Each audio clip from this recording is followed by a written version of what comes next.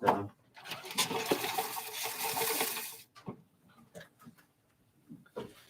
All right, so hopefully that's helpful for you. I want to go through the exit poll if I can. Where is it? Section A. Okay. Unfortunately, the monitor in front of me got turned off, so I'm going to have to do one of these jobs. Or sort of turn my head. So I can just do this. Okay. All right. Good. Smiley face. Thank you. Okay, good. Glad you think that. Good. Glad you think that. All right. So this question I did want to address. By now, you're now, I guess, in week 2 of this class. You might be thinking, man, this stuff is not clear, right? There's lots of different tests, and Blackman won't give me what the majority rule is. I think I mentioned this in the first day of class, but I'm happy to repeat it. Property is a little bit different than the other classes. There's not going to be a bright line rule in most cases. There's not going to be a majority rule in most cases. And even where something's called a bright line rule, it's not a very bright line, like capture. Capture doesn't actually have a bright line because it's so flexible. So the short end of it is that this is going to be a very different class, and you have to sort of suffer, unfortunately, for lack of a better word, through various tests that don't always line up. But if you're having this sort of frustration, it's not clear cut. I hear you. What else did I want to address? Right. So I addressed, is this on the exam? Kind of yes and no. A couple of you actually asked me about for the exam open book. That means on paper. No iPads, no digital textbooks, unfortunately. And I'll explain the reason why. Once you allow an iPad or some sort of digital textbook, there's no way to stop group chats. There's no way to stop cheating. It's impossible to police. So unfortunately, paper is easy to police. You can't, send a text on a piece of paper. At least yet, I think. So the answer is paper. Do you know the Latin terms? Some of them, yeah. I mean, Pearson used a lot of very strange Latin phrases in the dissent. Those are probably not very important, but like rationing solely and things like that, you should know those Latin terms.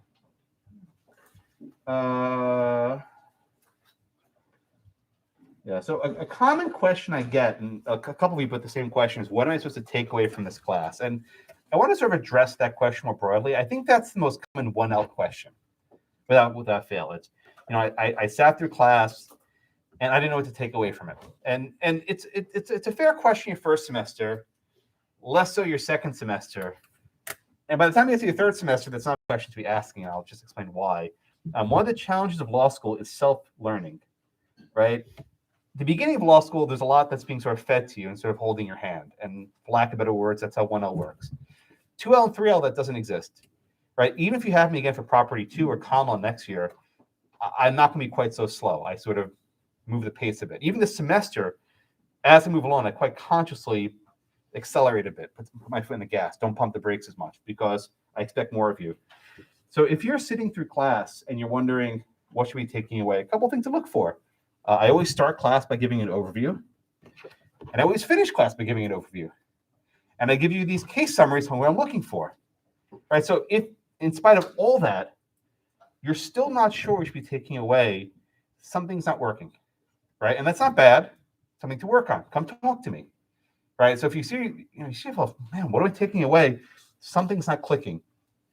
And if it's not clicking, it's not going to click later. Right? If you keep doing the same thing. So I encourage, these questions are fine. I'm not criticizing people with these questions, but come talk to me sooner rather than later, because I can maybe help you correct course. If you just sort of sit there saying, man, I don't take away, despite all the resources I give you, something is not going right. And that's just, that from my experience teaching this class many times already. Kevin should not be prosecutor. I don't know if you can see this, Kevin. I think they're talking about you. Or he should be prosecutor because he's going to be the strictest prosecutor in town. Right? He's smiling. I think you're smiling. I can't see your face, but I'm assuming you're smiling. Nothing today, thanks. Okay. Someone wrote this. Why is half the class empty? It wasn't. There were a couple of absences, but not half. I don't know why it was going on last week. People were maybe COVID. I don't know. So far, so good. We're in person. We're moving along well. Okay. Other questions before I move on? All right. So let's try poll question. And this will help bridge our gap. So if you're still unclear from last week, here we go. Multiple choice, number one. Sorry about that. I have to twist my neck because this monitor is not turning on. Which rule from Pearson provides more certainty? Judge Tompkins' majority opinion or the dissent by Judge Livingston? And who's up next? Where am I? Someone has to be up. Okay. Oh, over there. I can't. Is it Andres? No, I think it was last. Oh, so Ketsia, you're next? Yeah. All right, you're. It was like 2 people after me. I'm not sure who it was. I haven't gone yet. I'll go. Well, are you, Ketsia, did you go last class? Okay, then I'll go on too. All right. And then this section's on there. Okay, thank you. All right, Ketsia, I think I have enough time for a multiple choice question. What's your answer here?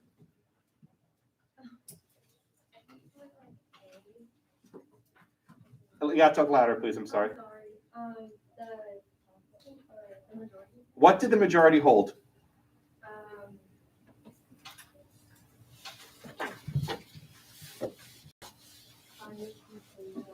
I can't. I know the math is hard, but you got to speak up. I'm sorry. If I'm being completely honest, I do not remember this class. It's not an excuse.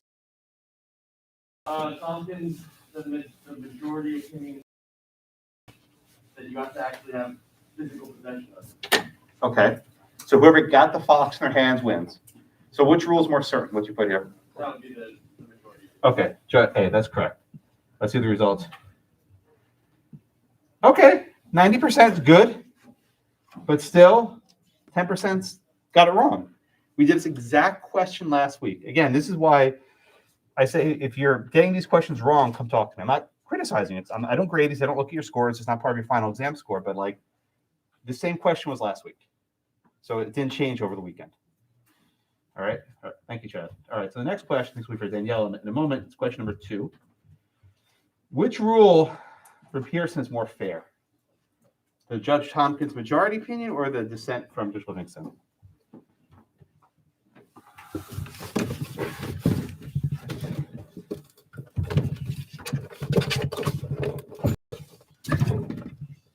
think I fixed this. We have a microphone? I had no idea. What? Go figure. Look at that. We have a microphone. No one told me. Okay, who knew? I have my microphone. All right. Good enough. Danielle, 30 seconds. What's your answer here? I would be is based on John Locke's. Now, why is labor theory, you think, more fair? So because we put in more work, usually that would mean more fairness. Right, you're rewarding the labor expended. All right, let's see what we got here. Okay, so 85 one way, 15 other. I am not going to be critical of the A's because the A, I think B is the better answer, in my view. But A is not wrong if you tell me why, right? My exams are all essays, so you tell me why. Did anyone put A and wants to defend A? They're right there. Oh, I don't see your name tag. I'm sorry. Oh, sorry. Get it later. That's fine. Sophia. It's on your phone. That's funny. I think A because the amount of effort like someone puts into the labor that they produce isn't necessarily tell you if like one person could easily get that same could catch the fox and one person could struggle but spend a lot more time. So I feel like the rule of capture is more fair just because it's more certain and doesn't have as many disputes. Okay, that's one. Pierre, tell me why you think A is the answer. Also, that A rule captures more on survival of the fittest. Whoa, didn't see that one coming. What do you mean? Yeah, because if you are the fittest, really Oh, I see. You know, whatever you're hunting. You live. You Yeah. live. And the other guy dies. Exactly. So you want to reward a system that doesn't. Well, not necessarily, but that was also, you got to relate it to the unequivocal dominion that we talked about. Oh, we'll get to the dominion in a minute. Anyone else for A? Want to defend? Good. Yeah, Alexia. I think A, similar to what Pierre said, but I guess like part of your labor, if you know that people may take the fruits of your labor, maybe to protect it. Okay. One other. Yeah. And the last one. Move on. I also would name more because it also has to do with, I guess, the type of animal you're hunting because, I guess for smaller games it makes more sense to use this one. And it kind of prizes more who's more efficient. Yeah. In a sense. Yeah. Look. So there are a lot of reasons why labor theory may not be fair. Another one is certainty in court, right? If you want to litigate this issue, there's a lot of evidentiary disputes. Did he actually have it? How long was he hunting for, et cetera, et cetera. So I think you could argue credibly the answer here is majority is more fair. I don't think that's the better answer, but I think you can make the argument credibly. All right, let's try one more. This will be for Angelica in a moment. Short answer, question 3. Try it in one sentence. See if you guys can do it. It's hard. See if you can actually type out from memory. Don't look at your notes. Just try it from memory. State the rule cap. I think you're all texting at me. You know, just you're usually going like this. It's good. It's good texting.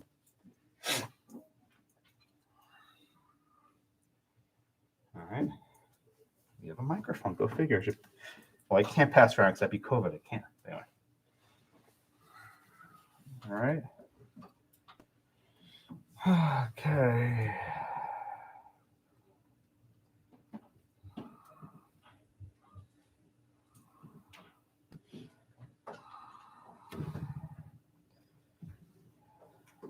All right. Angelica, would you like to give us your definition, please? I said that if you're the first to have physical possession of a property, then you have the right to ownership. Okay, physical possession if you're first. Help me out one more. What's physical possession? Like tangible possession, Tangible. Does that mean you hold it in your hands? if you can. Ooh, you anticipate my next question. What do you mean if you can? I mean, like the whale case where you can't physically hold a whale. You can't hug a whale. Finding Nemo notwithstanding, right? You can't hug a whale. Right? You can have markings and experience. Markings, okay. Sarah, what did you put, please? Honestly, if you capture it, it's your property. If you capture it, okay. Well, try to define the role of capture that using the word capture. I would just say, go ahead and try to establish in one way or another that this is yours and no one else can have it. Establish one way or another. So you're showing others. What's that phrase you use to show that it's yours? Okay. Very good. Thank you. Heard it said? Unequivocal dominion. Very good. I think someone mentioned that a few minutes ago with Pierre. Unequivocal dominion. This concept of unequivocal dominion, right, refers to putting the world on notice. Sort of what I think Sarah and Angelica were describing, that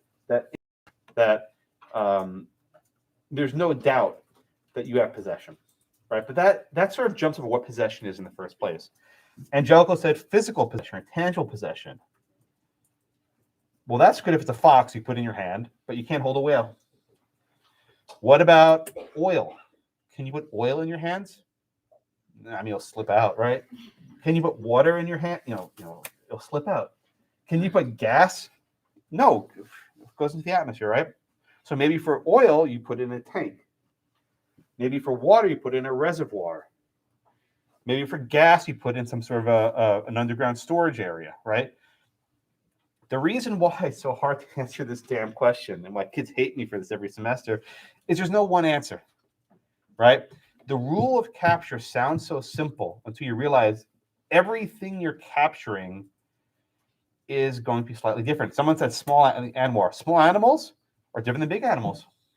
Animals in the sea are different than animals in the sky, right?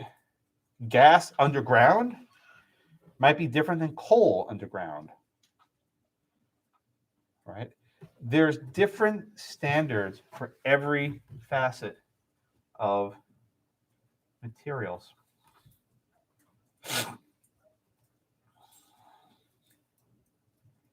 Everyone with me? All right. All right. So let me try to give you a simple definition, but it's going to suck. I do this every people hate me for. It's like, that's not what you said last year. I'm like, I know it's no good definition, but there are a couple attributes, right? One is unequivocal dominion, right? This is the word we get from our cases. It's a word you should probably use somewhere in your notes, right? Where you put the world on clear notice that the thing is yours. You should also have possession as appropriate for that item. So the rules of possession for a whale might be different than the rules of possession for a duck or a fox or a barrel of oil or a pocket of gas, right? Or a stream of water, right? Water is even trickier, right? Because it goes above ground, goes below ground, and it's everywhere. It zigzags between different properties, right? And also keep in mind the idea of corporal possession. I think someone said tangible. A synonym of tangible is corporal, which means bodily. If you have your hands on it, that's pretty good evidence that you have absolute dominion, or unequivocal dominion. But in some cases, with a whale, you're not going to get your hands around it. Or if you get your hands on it, you're about to die. Right? If you actually touch a live whale, you're going to die very soon. If you actually get close enough that your hands on it, adios. Right? This is not Free Willy. You're gone. You guys know Free Willy? You know the movie? I don't. It came out when I was a kid. I don't think we watch it anymore. But anyway, it was like a whale, and he was with a kid, and they were in love. I don't even know what it was. No, that sounds wrong. He jumps over the thing. Yeah. Okay. Whatever. All right. Anything else on the show of capture? Google it. I'm sure it's on Netflix. Yeah. Yeah. All right. Another question. I'll do one later. That one's on quasi property. I'm confused about that later. All right. Let's start then with the oil and gas stuff, right? Okay, help me out here. So you're a judge, in the 1800s, and you get a case, right? And someone's drilling. They found this new thing called oil that no one even knew existed, right? And they drilled it on Spindletop in Texas, and a huge 50-foot gush of this gooey stuff comes out of the ground. Wait a minute. We don't have to kill whales anymore, right? We get oil from the ground. We don't have to murder whales. Yay, right? But then all these people start drilling in the same region. And then they go to court saying, wait a minute, I started drilling here first. Stop him from drilling. If you're a judge in the 1800s, 1900s, and you're like, oh man, what am I supposed to do with this case, this new gooey brown stuff from the earth? How do I treat oil to make sense of it as a judge? What did the judges do? They equated it to wild animals. Wait a minute. The Fox case? Can you help me, Kay? Why in the world would you compare a living, breathing, sentient, thinking fox to particles of oil just swishing around the ground? Why on earth would any judge do that? You're a judge. Tell me what you're thinking. Pretty much, it moves around, not really its own free will, but it just naturally moves. Oh, good. Okay? So you made a good point. It's not the free will, right? Well, free will. It's not sentient. What's that word we use to describe things that move around? What's the word in the case? What's that word? No. It's in the ground. Yeah. What's your name? I can't do anything. Oh, okay. What are we looking for? Fugitive. What does fugitive mean? Very good. Yeah, you think of fugitive as like a criminal, but to be precise, a fugitive is a criminal on the lam. He's out. He's running around. Like you ever see the Harrison Ford movie, The Fugitive? Right? He escaped from the custody of the authorities. Right? So fugitive means it moves around. Now, when you're an animal, the defining feature of a fugitive animal is you can't be controlled naturally. Right? The fox goes where it wants to go. It's not a domesticated animal, right? If you tell a dog sit, most dogs they'll sit, right? If you give a command to a horse, they'll horses do, right? They'll stop what they're doing. You tell a fox to stop, they'll come and do whatever they want to do. So animals are fugitive.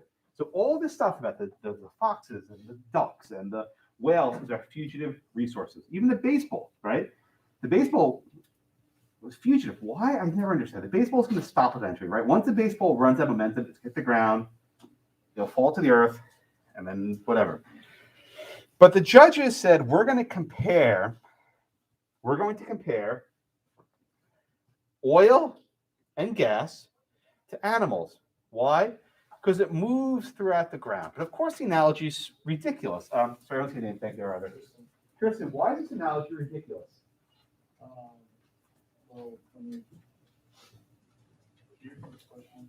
Why is the analogy ridiculous? When you hunt a fox, you can actually pull it with your hands Well, no, that's true. But why is comparing animals and oil ridiculous?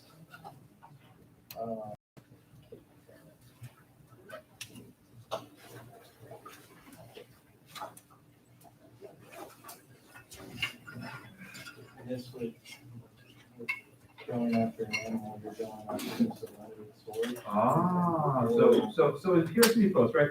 How many foxes are they hunting? One fox, okay? At Spindletop, how many oils are they going after?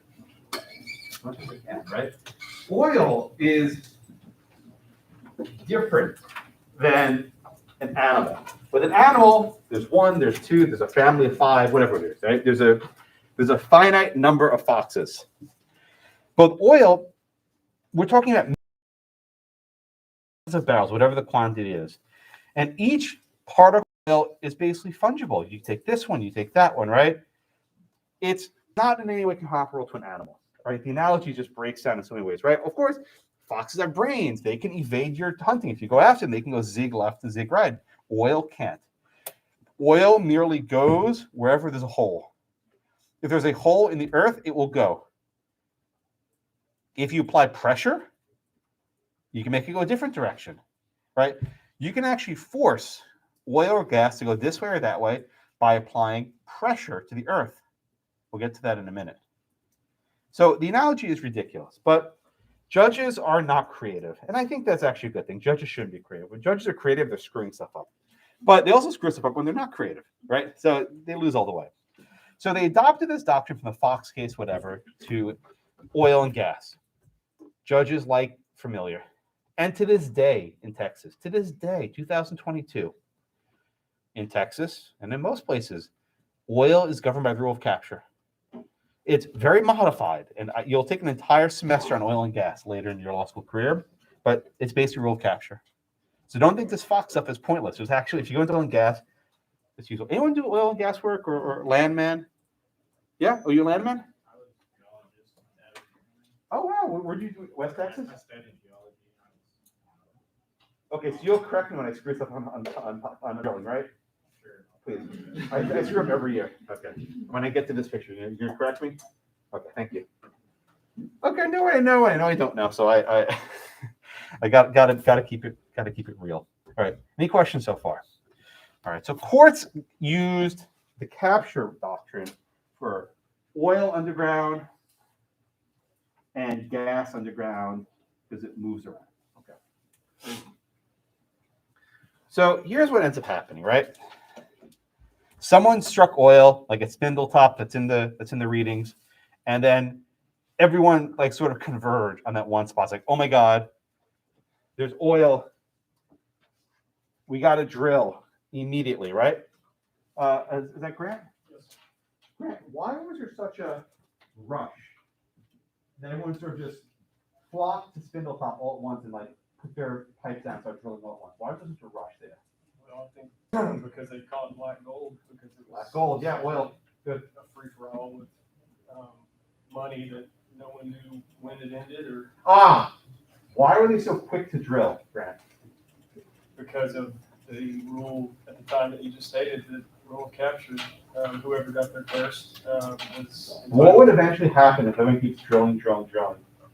depletion of all the resources. The well's going to run dry, right? Basically, they call it a race to the bottom.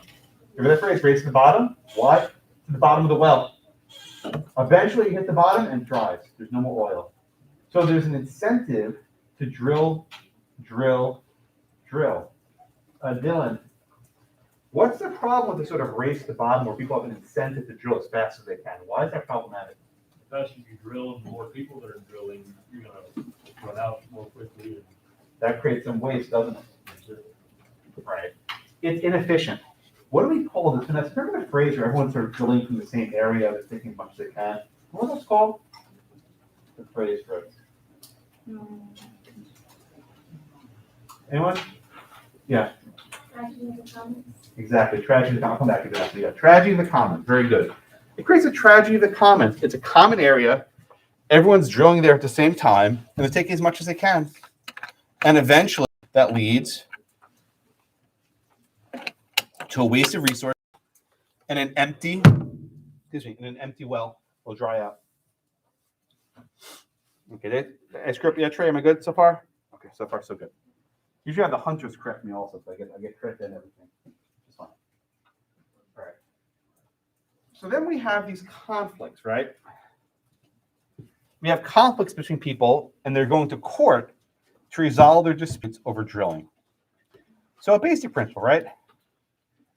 I own my land. I own the air rights above. I own the surface rights. No, you can't see I'm saying from a lot of stuff. And I own the subsurface rights, right? You own the land all the way up to the heavens and down to hell. That's a Latin expression. Ad coelum, as they say. So there's no problem if you drill under your ground. But you have other options. So one option is what might be called slant drilling, S-L-A-N-T, slant drilling, which is exactly as the picture here reflects. You put your pipe at an angle. And what you're trying to do is put your pipe onto someone else's property. The best representation is actually an episode of The Simpsons. This is the episode where Mr. Burns gets shot and they discover oil, I think, under the school. So Mr. Burns drilling at a 45-degree angle. This is not possible, right? No, he's telling me no. But, he's drilling at a 45-degree angle underneath the earth to steal the oil from the school. Right? So, Vanessa, I'll come back to you, please. Why can you not do this other than laws of physics, right? Why can you not drill at a 45-degree angle onto your neighbor's property? What's problematic there? What do you call that? When you go into someone else's land? Trespass. Yeah, no, trespass, right? It's a straight up trespass, right? If I walk onto your land and take a shovel and start digging, it's a trespass. If I put a pipe under your property, suck out your oil, it's a trespass. Okay. That's the easy one. But then oil people got creative. They said, well, I don't need to actually drill onto your property. I can do something else. Let's just say that the border's here, right? Your property line's over here. I can just put my pipe very close to the border and use pressure to suck in the oil. So I'm not trespassing. No. All I'm doing is I'm applying pressure to my ground, which creates various crevices that allows the oil to seep over. Did I screw that up, or is that right? Correct me, please. I never know. Fracking. I don't think it's frack. Okay, so you hear the phrase fracking? It actually fractures the rock. Can you explain how that works? Geology? Some certain rocks have different pores, so like fractured holes of the oil can escape. So if you fracture the rocks on your land, it sort of seeps over from the next property over? Okay. And how close do you have to get to actually fracture to the pool of oil? It depends on which. So there can be some distance, right? So without actually being a trespass, you can suck into your. I think these are the readings. You have to have a certain number of feet between your pipe and the well next door. I'm too concerned about that. But what I want to show you is actually a clip from a movie. Anyone ever see There Will Be Blood? It's a good movie. I mean, it's a messed up movie, but the premise is you have these two.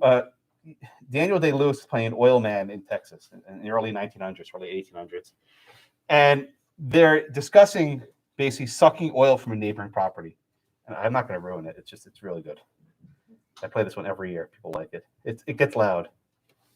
Oh, hold on. I gotta get the volume. Where is it? All right, there it is. Drainage, Eli, boy. Raindrop, I'm so sorry. If you have a milkshake, and I have a milkshake, and I have a straw, there it is. That's a straw. Watch it.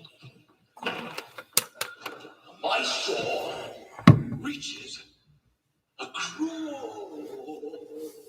the room and starts to drink your milkshake. Ready? I drink your milkshake. I drink it up. Don't bully me, Daniel. Oh, he got bullied. Even worse. It's a messed up movie if you want to watch it, but it's good. It's Daniel Day-Lewis. He's It's a good movie. Good Texas movie too. All right, so you have the slant drilling, which creates problems, right? And so even in the absence of a physical trespass, you can still suck your neighbor's oil in, right? So the government has created, the government's created various setups. You have to be a certain number of feet away from your neighboring property to prevent this sort of sucking effect. Don't worry about that. It's beyond scope. We want you to know. Just know that these rules exist. Trey, anything you want to add? Did I screw it up yet? Okay. I make mistakes. It happens. I'm not perfect. I am certain I'll make a mistake at least once a class, then I'll realize it later. Damn it. I think I was like, damn it, why did I say that? It happens. We're human. Okay. Let's just take a couple questions. On page 44, I want to mention these briefly. There's just a few. Just look at paragraph A. And it discusses a case where you have no trespass, but you have two pieces of property, and there's a common pool of oil underneath. Right, Sarah, you here? So what happens if you have two pieces of property and a common pool of oil underneath, and you both start drilling? What happens there? Well, everything's going to depend on who's drilling faster. Ah. So could a court issue? The other question, it's a little bit lower, and I hit my head. This question, okay. Can the court stop that drilling?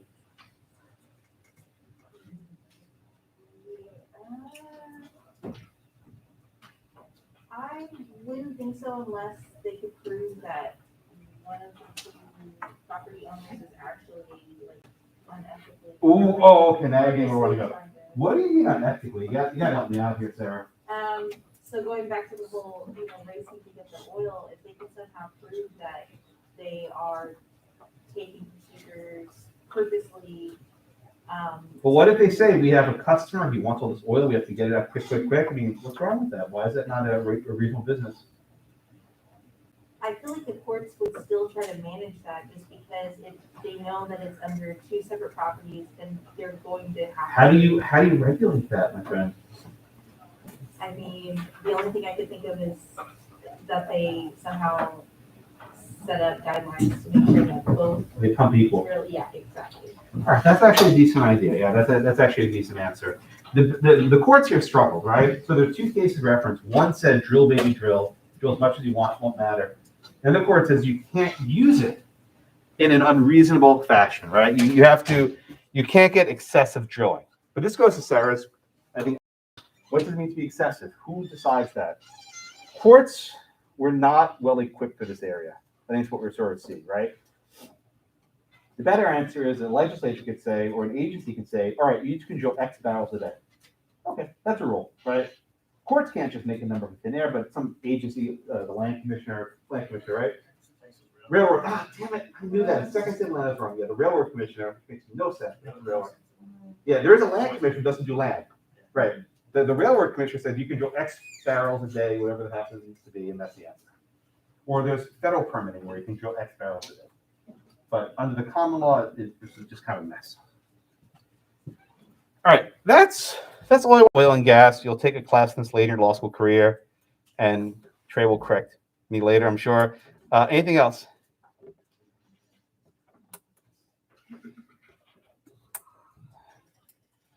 All right, let's talk about water. Water is fugitive, right? If you ever watch Titanic, wherever water goes, it goes, right? I watch recently, I'm sorry. Water goes wherever it goes, right? Or flooding, right? Any flooding, guys, look at Harvey, water goes wherever it's going to go. You can't stop water. Even a dams can break, dams are released. We have a couple different rules for water. And let me just sort of sketch out the difficulty with water. Most water comes from, or at least drinkable water, right? We don't really care about the ocean here. Most drinkable water comes from rivers or lakes. And most rivers are quite long. They flow across hundreds, if not thousands of properties. Imagine just for a minute that you live near the lake, right?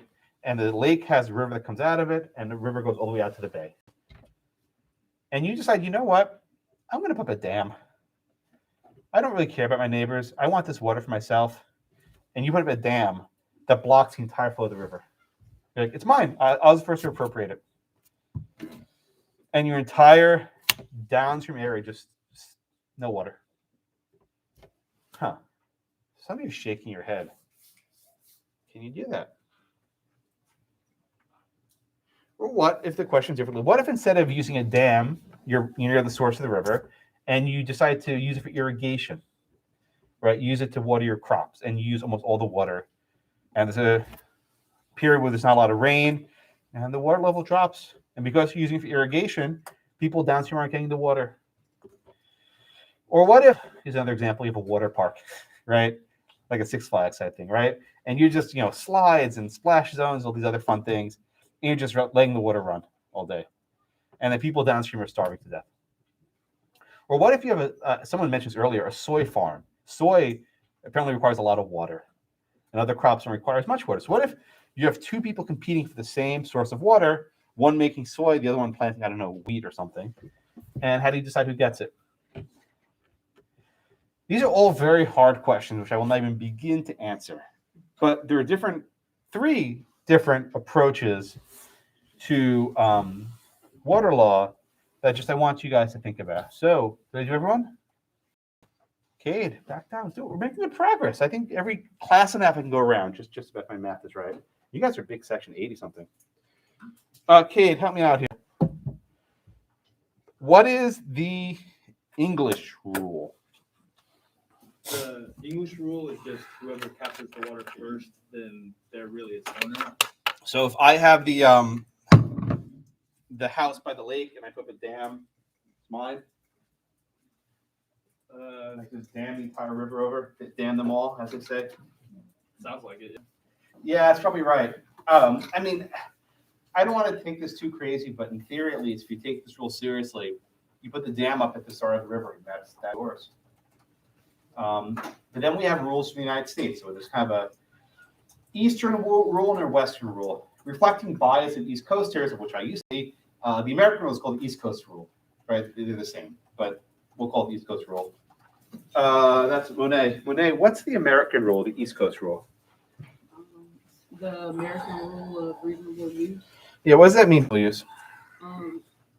It basically is the rule of capture, but with the addition that wasteful uses of water are considered unreasonable and unlawful. Yeah, so what if, you're the first one to dam up your water, but you're using it to, I don't run a water park, I don't know. And people downstream are trying to, are starving, they can't water their crops.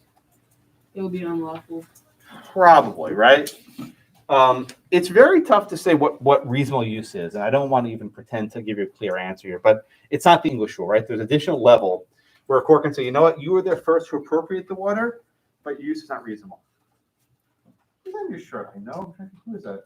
Oh, it's Monica from Friends. That's what I thought. Monica and Friends. Okay, got it. Okay, yeah, that show's become popular lately. I was on when I was in high school. I was dating myself. I never liked it when I was in high school. I'm sorry, it's never for me.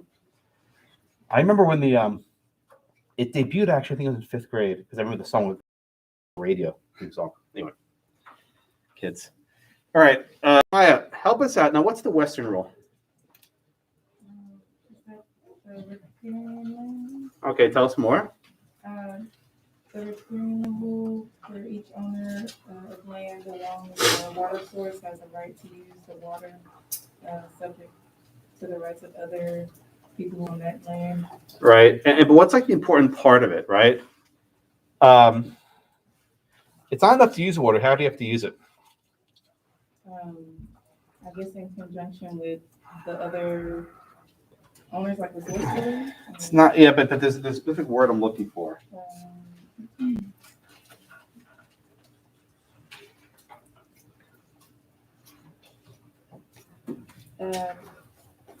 Not allocation. No. Anyone know what I'm looking for? No, sir. Yeah. Beneficial use. Right. So beneficial, very good. It's not the same thing as reasonable, right? With beneficial is actually a value judgment, right? It's saying we think that this is better than that. So let's say two people lay claim to the same source of water. even though person A may have gotten there first, if his use is not considered beneficial, he loses. Everyone see that? So it's actually an additional layer that the court say, yep, you moved there first. You built your dam first. No questions about that. But you're going to lose because your use is not beneficial. So again, the court could actually say, we think that the farmer needs it more than the water park, whatever the example might be, because more social utility. Yeah. Just to make sure, the eastern one is the riparian. Don't get hung up on the riparian. They'll confuse you. The eastern one is about reasonable use, right? And then the western rule is about beneficial use, which is similar but a little bit different. Yeah, Trey. I think beneficial use is what's better for society. Reasonable is, God, I hate this phrase, but would a reasonable person use the water in this fashion? Are you wasting water, right? I think beneficial is a broader category. Yeah, is that Maddie? Yeah, I forgot mine. That's okay. You made a good substitute. Thanks. When we're talking about, the multiple rules with water and stuff, is the custom and I guess the norms within the community, individualism and stuff have a role in how we're deciding these water rules? Oh, what a good question. Yeah, right. I mean, so imagine you're a judge, right? You're sitting here in a courthouse and you're asking yourself, what's more beneficial? You say, well, what feeds the most people? Maybe that's your answer. Or what creates the most jobs? All right, let's say that there's I'll just make up a stupid example, a facility that bottles water and ships water out of the state, right? That employs a lot of people. And you have a poor farmer down the road who, sells his crops locally, right? Maybe 100 people working at this factory, and they'll lose their jobs if you cut off their tap. Versus this guy over here has, his family working on the farm.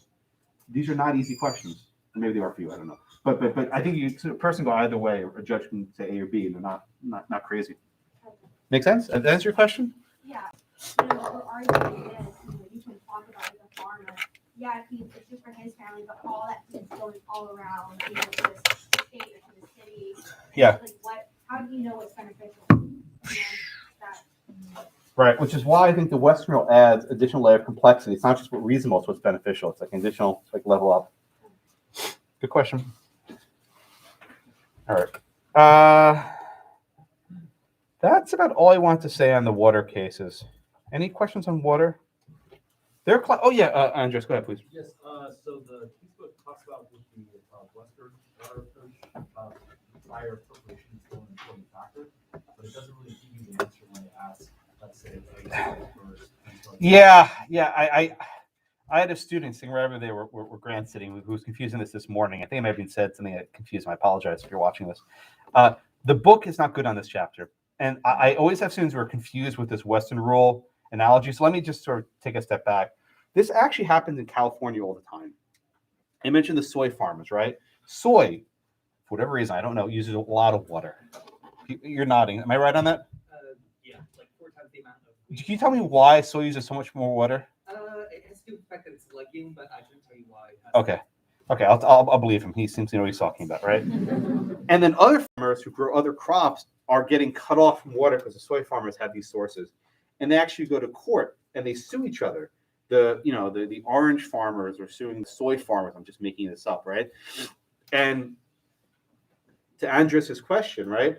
They have to decide which is more beneficial use. Who are we going to let have water? The soy farmers and some government official has to make this choice. You see often the government says we're in a drought. You can't water your car. You see this, right? Or you can't water your lawn. I confused in the exact issue before. It's the same spot you did. So it's you're on the right track. Other questions on water? Water everywhere. Acquisition by discovery and conquest, right? That's how you acquire land. We've talked about acquisition by capture and labor. That's how you acquire fugitive resources. So let's go on to a new topic, acquisition by creation. Acquisition by creation. You're flipping your pages, right? Feverishly. Tamika, help us out here. What is acquisition by creation? The assertion that if you create something. Okay, so don't use the word create to define create. So just give me a bigger definition, please. Okay. Yeah. Production of something. Okay. What do you mean by production? I want to drill down. No pun intended. But made by your own hand. Oh, okay. So. Oh. is if I think it, does that make it appear? If I think I want a marker, oh, it's a marker, right? Let's say you thought something and then you wrote it down, so words going into like Okay, so you had an idea in your head, and then how did you write that? And this sounds stupid. How do you write something? Okay, so I thought about it, I picked up my pen. Did you make that pen? No, No, you didn't make the pen. So where'd the pen come from? I guess I bought it. Well, someone else made the pen. Okay. So why did you make that paper? Maybe the person who made the pen should have credit. You couldn't write this thing without a pen. Well, I guess because like the idea that's in my head had nothing to do with the pen. But without the pen, you can't write a thing. That's true. That's true. Clark, let me ask you a variant of that question. Can you create something or produce something to Samika's word without other stuff? Can you just say, like you're a genie and just wish it and it appears? You have to use a previously manufactured material or something to try to make something. So you take something from the nature, right? So imagine, right? You see there's some clay in the ground, right? You take the clay and you sort of shape it and you make an object. You had your bare hands, but you need the clay. Let's say you want to do woodworking, right? You find a tree. How are you chopping down that tree, my friend? Axe. Yeah, where are you getting that axe from? Yeah. So it's not so easy, is it, right? You think, oh, this is easy, right? We live in a society that's interrelated. I know it sounds stupid and obvious, but it's actually important for this topic. Everything we use generally is not just us, right? You're relying on resources that were from the commons, right? Someone made that pen that Tamika has, or someone made that computer she has. Yeah. Someone has the piece of paper, right? Someone did something to make something, and we need other stuff to create. An idea is not sufficient. An idea is not sufficient. Just having an idea is not enough to create. We have lots of ideas in our head, but we're a little lazy. We don't actually follow through, and they just stay ideas, right? And that's fine, right? We don't have to create everything we ever. Most of these are probably bad anyway. But merely having an idea is not sufficient. Now, when we're talking about creation, though, right, you're using some mental or physical effort to make something tangible, right, that you can share with others. And the entire basis of the creation doctrine is Locke, is labor theory. You're literally mixing your labor with some item to create something new, right? You find a piece of stone on the ground, and you chisel it and you make a statue, right? You take a tree and you chop it up and you make a woodwork, right? You find a piece of clay and you make it into a statue, right? Again, think of some of the early civilizations. What were they making? Clay statues, right? Stone carvings, wood carvings. I mean, why? That's what they had, right? They didn't have anything else to make. That's what they made. I mean, I know it sounds obvious, but you ever think about it, right? They used what they had was in nature. Now we have more stuff. We can get a piece of canvas and a paintbrush. We can get a typewriter. We can get a computer. We can get a microphone and a recorder, right? Right? We can get a Adobe Photoshop, right? You can make stuff using tools that are available to you. And as a society, we like that. We like creativity. And we want to reward those who create things. And our laws specifically recognize that certain sciences and useful arts will be protected. It's in the Constitution. Article 1, Section 8, it's in there, trust me. And just pause for a minute. What does it mean to protect intellectual property? It means people can't rip you off. That if you have this copyright or trademark or patent and someone tries to copy you, you go to court and say, no, that belongs to me. Sorry, no. And the court will say, yep, stop it. Stop selling that. Stop producing it. Stop printing that. Right. So the goal of intellectual property at its most basic level is to reward your creations and prevent other people from ripping you off. And that's really the first case is about, I think, or the only case today. That's what this case is about. Any questions so far about the creation doctrine? Yes, so go ahead. That's Victoria. Yes, I'm sorry, could you repeat which is the Lord's creation? What is that? I wish I could. I don't remember what I said. What did I say? No. Okay, what do you want me to repeat? I'm sorry. I'm riffing. I don't have any notes. No, that's okay. I got reward creation and then. Oh, reward creation prevent people from ripping it off. Really, if you saw my morning class, it's completely different. I didn't hit the same points, but I ripped completely differently. That's why I don't use PowerPoint. I'm never tied to a specific order. Probably confuses people. Watch first. I was like, wait, we didn't do that. Anyway, so you're all here. That's where we are. I think I hit the same points more or less. Yeah, last year during our first COVID semester, we actually split sections in half. So there are about 80 of you. I would do back-to-back 40 minutes, 40 students and 40 students, the same class back-to-back with like no break. That was rough because I was like, where am I? I can't remember, what you're up to. It's very hard. That's why we always start and finish on time because it'd be insane to try and line them up. All right. Any other questions? Let's do the first case.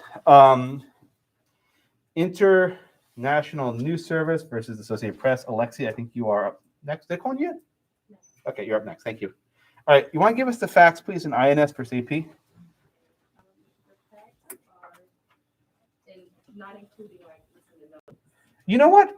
Give me those two because I'm going to mention this anyway. So give me what's in the. That's actually good that you mentioned that because I always interrupt people and say, "What about this in the notes?" So go ahead. AP, basically, What was their business? they are a news publication business, Okay. and they were the leader of I believe, the world in news. Whole wide world, yeah. And they sued INS, who was copying the news that they were putting out, and also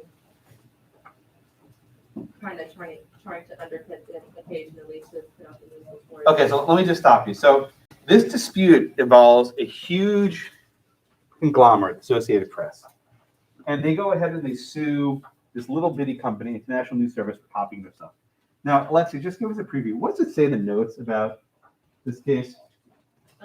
That they did this just to set a precedent. Was this a real conflict between these parties? No. What do we call this? What's that phrase? You don't know what we're looking for? Yeah. Test case, A test case. What's a test case? the controversy that's set up for the purpose of changing policy. Exactly. This case was filed for the purpose of setting a precedent. Funny, I asked the student earlier, what's a test case? And she said the case is on a test. I was like, wow, that was a really smart answer. So if you don't know, make up something persuasive. And that was actually very impressive. I was actually happy with that. A test case is a legal conflict that is manufactured, right? They go to court for the purpose of setting a precedent. And here AP wanted a precedent that said their stuff is protected. Because what happened after this case? Did they just keep fighting after this case? What did they do this case? Yeah, everything was just cool. They just worked it out. No big deal. Right? It was all fake, right? Literally fake news, right? This is good, right? It was all fake. It was all contrived. It was all made up. All right. So let's take a step back. Maddie, what is the news? What is news? Yeah, you heard me. You heard me. I see the look in your face. You have a mask on. You're like, what the hell's he talking about? No, you heard me. You're sitting 2 feet away. Not even 6 feet away. Okay, what is news? Yeah, what is news? Yeah. It's I guess, reporting of events that occur. Okay, so I drove to school this morning. I saw an accident on I-10. Is that news? I would say so. All right, I just told you about this. Can you go and tell Claire about that? Yes. Is it my news? Do I have protection? Do I own that news? No. Okay, let me change the hypo, Maddie. I write down on a piece of paper with Tamika's pen. I borrow her pen for a minute, right? I write down a piece of paper. Car crash on I-10, right? And I hand that to you. And then you run off and you seal it and you give it to Claire. Can you do that? You steal my piece of paper. I don't believe so. You can steal my paper? My goodness. You gave it to me. No, that's just to read. I didn't give it to you to keep. It Okay. wasn't a gift. It's like a criminal defense lawyer. It was just, It's complicated. Did you have intent to sell that? I just wrote it down. I gave it to you. So here, read this, and then give it back to me. How about that? Okay, that's what you said to me? Yeah, that's what I said. Okay, then I can't do it. Okay, now one more question. I give you this paper. I say, here, hold on to this for a minute, right? And then you look at it, and then you take your own paper and you make a copy verbatim, word for word, copy my report verbatim. Right. Did you steal my stuff? Did you steal my paper? I didn't steal your paper. No, you didn't. Did you steal my idea? It's complicated. Did you steal the news of the car crash? Well, what was I gonna use the paper for myself? Give it to Claire. I don't know. Just curious. Sure. I guess that's allowed Mm. under this case, but it's fuzzy. Fuzzy. Okay, excellent. Thank you, Matt. I'm sorry to put you on the spot, but your reaction made it all worthwhile, right? Yeah, it's back with the mess. I can't see people's face like what, right? It's like this, like oh man, I'm next. And poor Claire's sitting in dread, waiting for follow up, right? The concept of the news is not obvious, right? What is news? We all, or we should read. I think we read, or at least listen on the radio, or look at memes. I don't know, right? But we all have some way of acquiring knowledge, right? We want to know about the world around us, right? Today, news is everywhere. It's on your phone. It's in the air. It's everywhere. But can any one person own the news? And I think the answer is no. I think Maddie helped me walk through this hypothetical, right? You can't own the news, right? The fact that there was a car crash on I-10 is a fact of the world. It happened, right? I can't prevent you from speaking about it. Now, when I write it down, if you literally steal my piece of paper, it's not a gift. That's theft. Right? You can't steal. That's theft. You can't do that. But it gets harder with the third example I gave to Maddie, which is you just rip off my work and you copy it on your own. And that's sort of what this case is about, right? No one's accusing people. Oh, there actually was theft, but that's not what the dispute's about, right? The dispute is about stealing a person's representation of the news. So, Claire, how does reporting actually work, at least in the 1900s, right? How does this reporting work for these press? Walk me through the process. I mean, they're to gather the facts. Okay, just I know it sounds stupid. How do you do that? Where are these reporters stationed? Were they in Jersey? Where are these guys? I think they were. I don't know. They were somewhere very, very far away. Where were the reporters stationed that were relevant to this case? They were not in Jersey. Not in Secaucus. Armin, where are these reporters? Where were they gathering news from? The entire point of the case. I see highlights. It's red and orange and yellow. Where were they gathering news from? Come on, what's going on in the world in 1918? No, World War One. Sorry. You're actually the kid right there said World War II also. World War One. Okay, so back to Claire. How do reporters in 1918 gather news during the middle of the war? They're in Europe, right? What happened? Walk me through this. I think they get letters or letters back. Not letters. My goodness, Armin, how do they get the news from the front? They have people stationed, or they maybe are getting letters from the Not soldiers. letters. No, not at all. But yes. I believe it was telegraph. Telegraphs. You guys read the case? I did. I just didn't. I didn't think Okay. that- Okay. So how do these telegraphs work? So the journalists would transmit them. Telegraph. Just take a step back. I think it's like, I don't remember the exact technology that. Okay. Well, it's like a thing that basically you write and then it gets. I don't know. Morse code? Yeah. Okay, so before telephones, there were telegraphs. Everyone knows why AT&T, American Telephone and Telegraph Company, everyone AT&T stood for? Oh, yeah. You just earned your tuition for law school, right? You're welcome. Telegraph was a way of sending signal distances, right? You would send these short dots and dashes of different length, and each a pattern of dots and dashes turns a letter, and that's how you would transmit letters. So you'd have a reporter in the front in New York who witnesses a battle. He would, like Tamika, write down on a piece of paper, here's what I saw.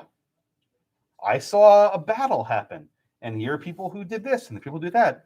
And they would go to a telegraph office somewhere in Paris or London, wherever they happen to be, and they would have someone send the message across the Atlantic. And the headquarters are in New York. All right. And someone in New York would receive those messages. Like, oh, wow, there was a battle. Let me convert this transfer to an actual story. And they'd write it up. I'll go back to Claire then. What happened after this message was returned to New York? What would AP do with it? They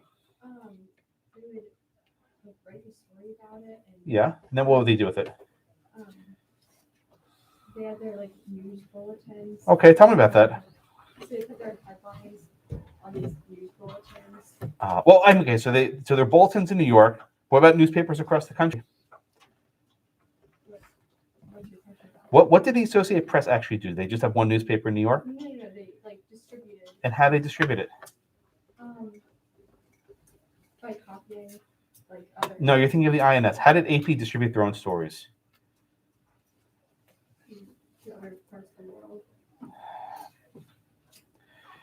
So AP used their own telegraph network. They had a telegraph network across the country, and they would transfer the stories to other newspapers.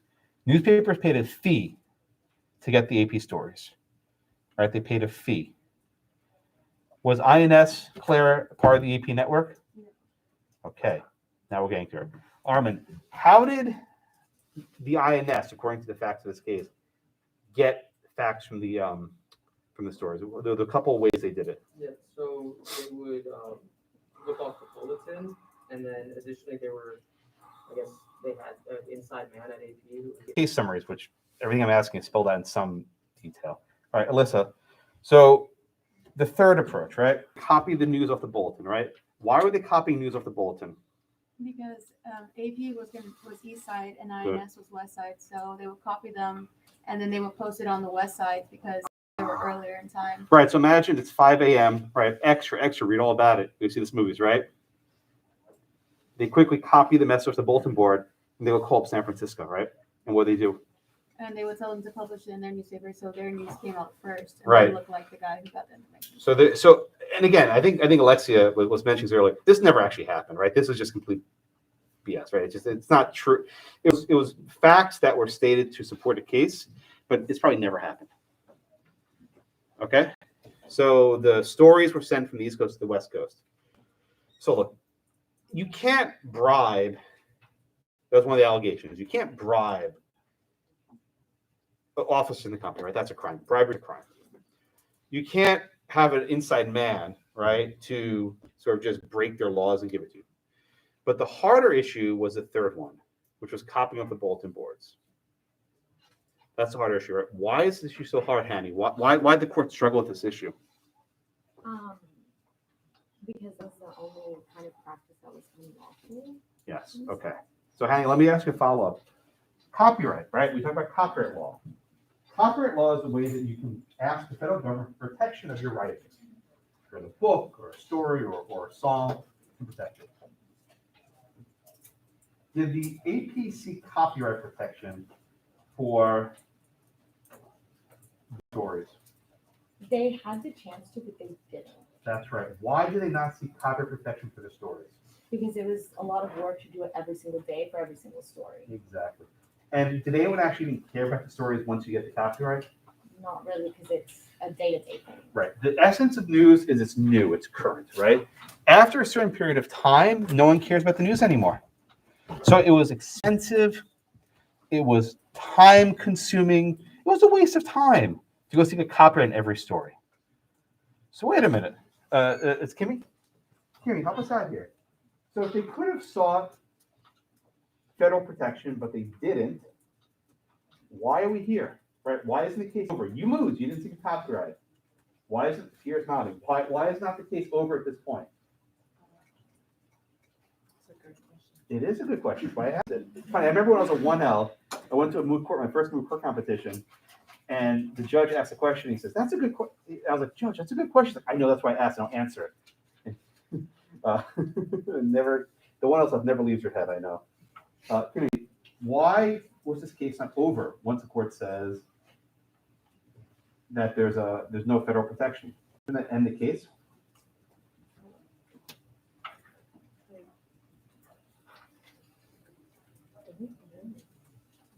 I'll come back to you, Isabella. Maybe because they still, since it was like a test case, they still wanted to establish that they're children. But no, you're answering a different question. You're not wrong. My question is a little bit different. How can the court possibly rule for the AP if they didn't get copyright? Right? Why is this case not over?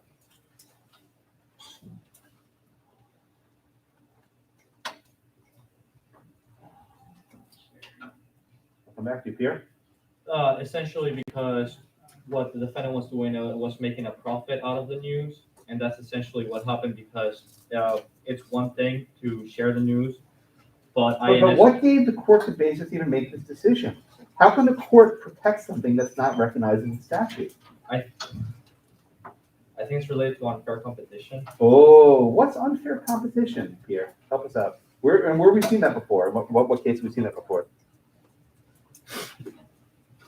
I don't remember which case we saw it. Oh, Timmy, you know what case we're talking about? Unfair competition? No. Isabella? I'll come back to you. Deborah? Maddie? I do not I know it was the duck case. Keeble. People, yes. Remember? You had the competing duck farmers. Guys, you got it. We're in class 4, right? If you've noticed, I'm very repetitive.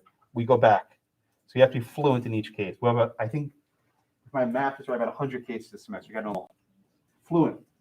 Go back and forth kind of the whole thing. Otherwise, this class gets a lot harder. It's easy at the beginning because you only know two cases, but it gets iteratively harder. All right? So unfair competition. Kimmy, is there any statute they cite about unfair competition, like federal antitrust law? So what is there any statutory basis for this opinion? What the heck do we have? What is this case? I know it's a test case, but what's the basis for the opinion?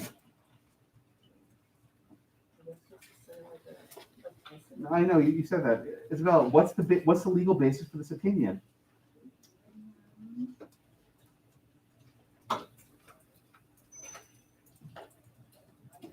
What's the basis of this?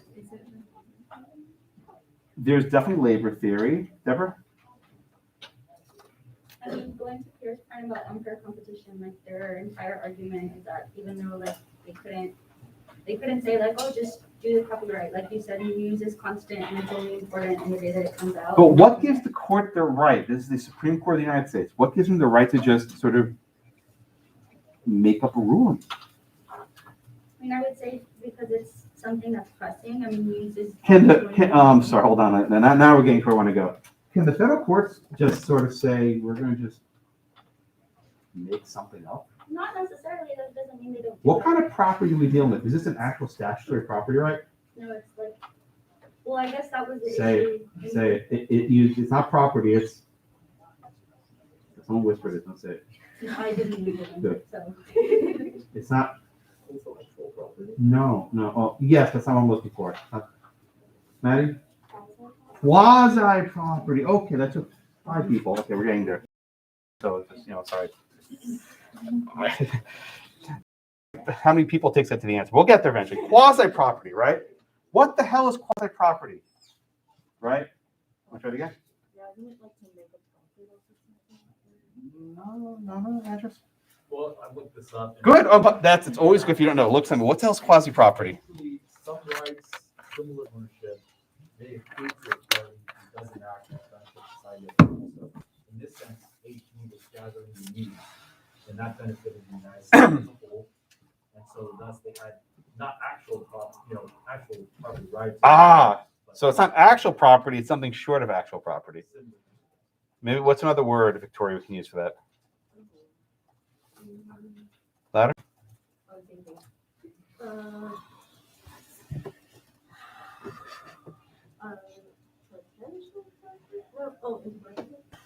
It is intellectual. Yeah, Andrews? Is it constructive? Yeah, constructive. That's what I'm looking. I saw you were going to say, and I can almost read minds. It's just like I can keep clicking. I knew it's constructive, right? Constructive, right? Remember we talked about constructive last week?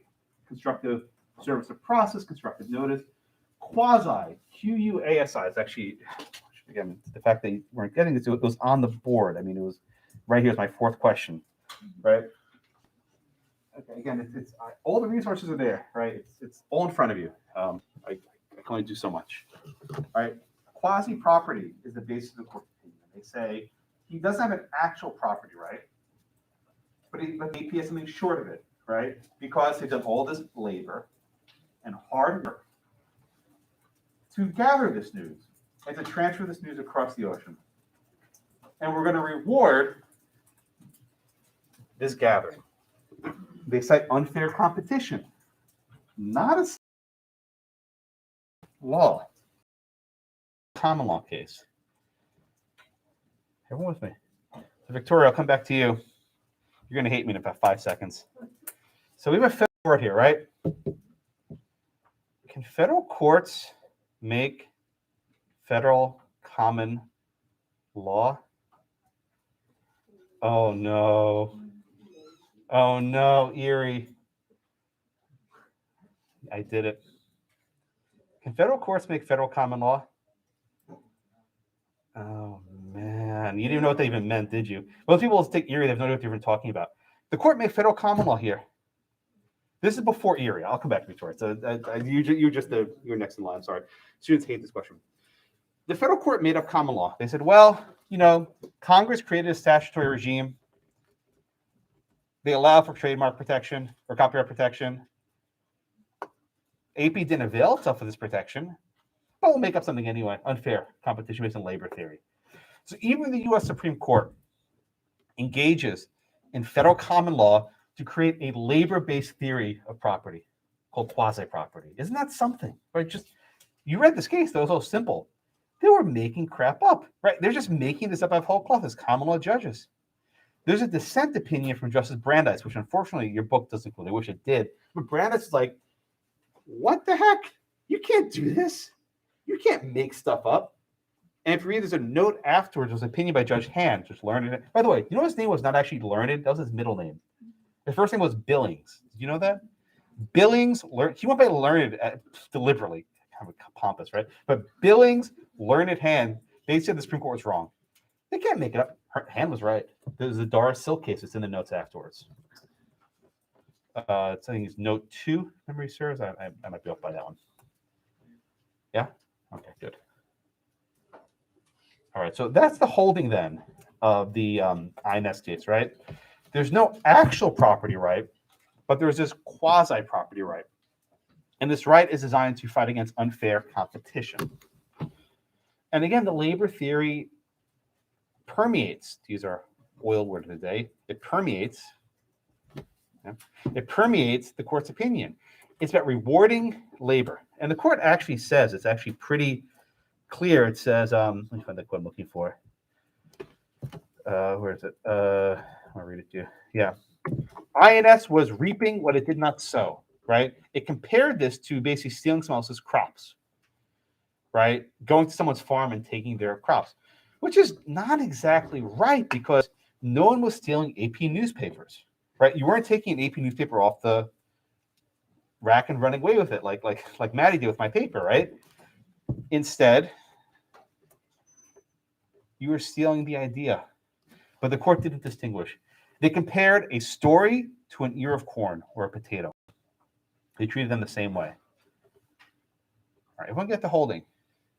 Now, this case does not have much relevance today. I mean, it's wrong, right? So it's like, Josh, why the hell did you spend 30 minutes on a wrong case? Because you're learning from it, right? But what's important here is they discuss the creation doctrine in a lot of clarity as a federal common law court, which we don't really do anymore. So this case, you're still going to use on the exam, right? There's no pressure. But as a matter of modern IP law, it doesn't have much juice. Okay. Questions on the INS case?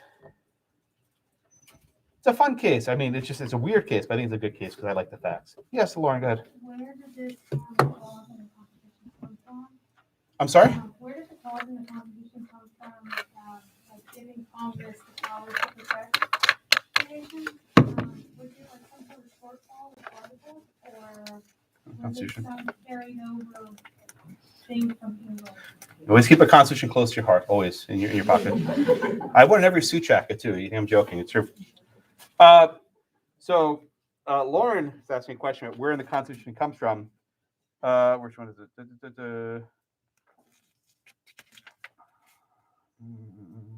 one is it? So Article 1, Section 8, Congress shall have the power to promote the progress of science and useful arts by securing for limited times to authors and inventors the exclusive rights to their respective writings and discoveries. This was not a new concept. The English government protected IP. Thomas Jefferson, I believe, had patents, right? He was an inventor. He made various things. So this was a very well-known concept. And this clause is what gives the federal government the power to protect IPs. It's a very important part of the Constitution. I don't recall that the Articles of Confederation had anything about IP. I might be wrong, but I'm not remembering it.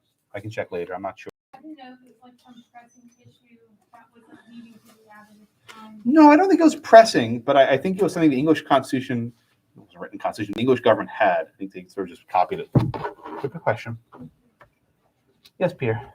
So I know news are news, but every news article somehow it has something from the author because everybody writes news differently. Like everybody can write anything different. Good. Right?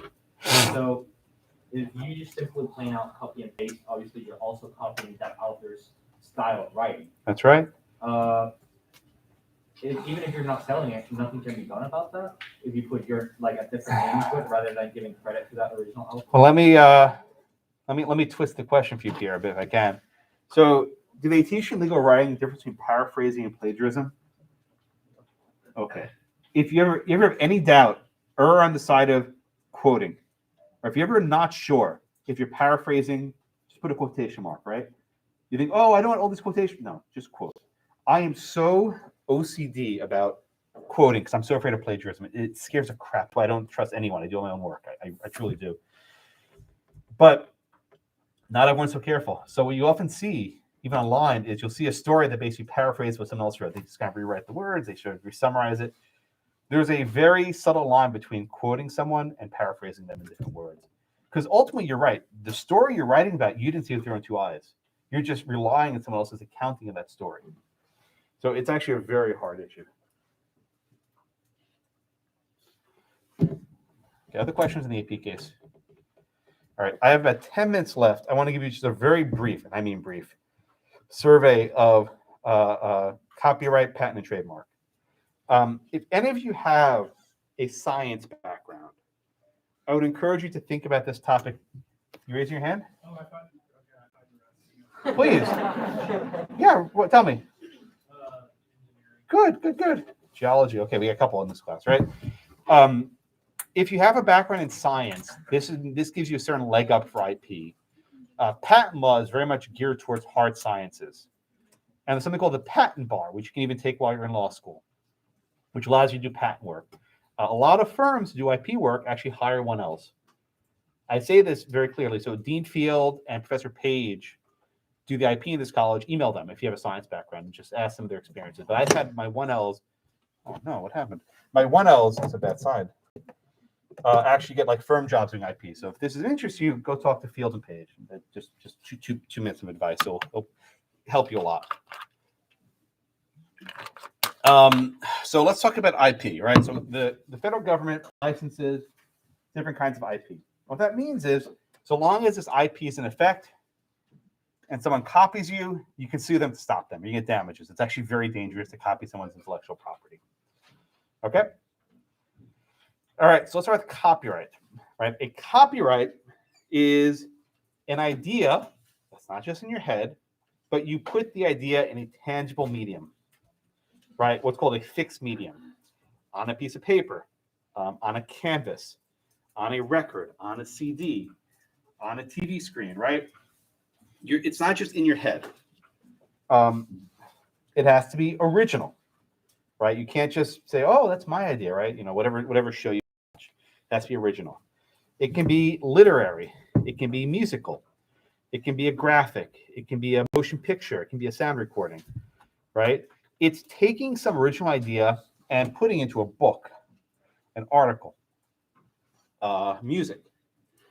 So you can copyright an article. You can copyright a song. You can copyright a painting. You can copyright a photograph. You can copyright a statue. You can copyright. People even copyright tattoos. You even see this on basketball players. Their sleeves are actually basically copyrighted.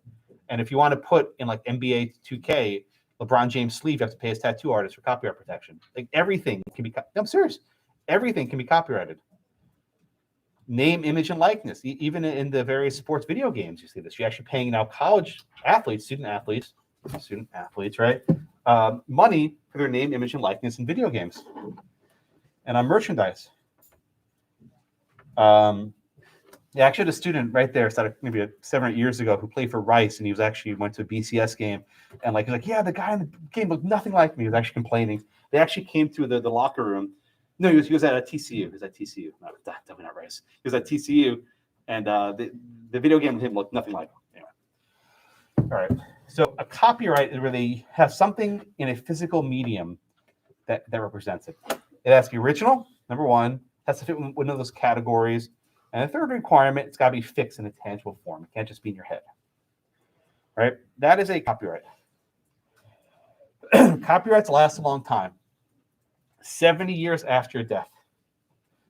Yeah. So if all of you die at the age of like 90, the copyright will be lasting like almost 160 years, which is ridiculous. Yeah. But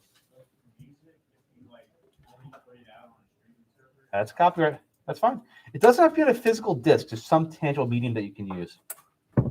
Right? You make it. Oh my god, an NFT, a non-fungible token. I don't understand why anyone put money to them. I just love it. I can't understand. If you know what it is, don't worry about it. It's not. It's a scam. I'm sure I shouldn't say that. That's mean. I don't get it. I tried. I don't get it. All right. Just watch South Park. It'll explain everything. Patents, right? A copyright is for something fixed, right? An item. A patent is for an idea or a process or some sort of machine or a computer, right? It's an idea of how to build something. So there's schematics, there's blueprints. You can draw on a piece of paper. Here's how you build this computer. Here's how you make this chemical. Here's how you make a COVID vaccine, which is worth a lot of money, right? Here's how you do these various things. A patent makes sure people can't rip off your inventions. So again, a copyright is something physical. Patent's an idea or a process how to build something. Patents can last 20 years from filing. So the COVID vaccines will be patented for 20 odd years. That's a long time. I hope, please, in 20 years, let's be out of this pandemic. Please, God, just, South Park, right? But maybe in 20 years, we won't need this anymore. I don't know. All right, last one is trademarks. Trademarks you're all familiar with. Certain names represent brands. Coca-Cola, Nike, right? Pepsi, McDonald's. The Nike swoosh, right? The McDonald's, the golden arches, right? These are all symbols, words that describe or make you think of a certain good. It prevents confusion, right? Because I wonder if somebody movie Coming to America, the original, not the remake. That's the remake. Remember McDowell's, right? Where they basically ripped off McDonald's, but they made McDowell's. It wasn't the golden arches. It was a golden. What was it? Golden M. They basically had the same logo as McDonald's. They had the Big Mick instead of the Big Mac, right? The entire thing was a trademark violation, right? But it was a satire. You can't create confusion. You may know this law school was involved in litigation some years ago. Do you know about this? Very briefly, we were known as the Houston College of Law. Very briefly, because we got sued by UH and we lost. We had our butts handed to us. You'd think we know better, but we didn't. Because people confused us with the University of Houston. We were the Houston College of Law. This is why we're the South Texas College of Houston. Why is Houston there? The lawsuit. People thought, Josh, like, no, I'm still here. So trademarks, you can't confusion, right? Trademarks can last as long as you're being used. So, Coca-Cola is still being used 100 years from now. You still have the trademark there. Okay, that's all I have on IP. Questions? All right, Jason, Anwar, then I'll wrap up. Good. I was confused about the second requirement for trademarks. Yes. The non-functionality requirement. It says the aspect is exclusively functional, cannot be protected, and then they define functional as central to the use or purpose of the article. Right. What came to mind for me was like Coca-Cola. Like if you were to drink a can of soda, like a generic can of soda. Well, the can wouldn't be trademarked; it'd be patented because it's a can. Right, but isn't the Coca-Cola name very functional towards the actual product? How so? Because when you know, it's kind of hard to describe, but like, yeah, it helps market it, and they rely on that. Yeah, that no, functional would be something that you know, the name describes how to use it. So like, you know, open the can with your finger, right? That cannot be trademarked because it's describing how to use the product. It's not actually the product itself. I think that might be a good example. And more? So I guess my question more on patents, since the last 20 years, doesn't that cause issues now since technology advances so much faster than Oh, yeah. when created? Oh yeah, and very often, by the time 20 years elapse, no one cares anymore. Yeah. Yeah. Chad, what's your hand up? No. All right, let me wrap up a bit. I'll turn the exit polling on so you can put your thoughts as you leave. Right. So far we've done how to acquire land, discovery and conquest, how to acquire animals and fugitive resources, labor and capture. And now we're doing how to create. Tomorrow, or I guess Thursday, we'll do property in your own body, in your organs and cells, which is a different issue, but also kind of messy. Anything else? I will see you all on Thursday. Have a wonderful day. No, this is the exit poll. Yeah, the last one, the exit poll. There's no screen for it. Thank you all. Have a wonderful day.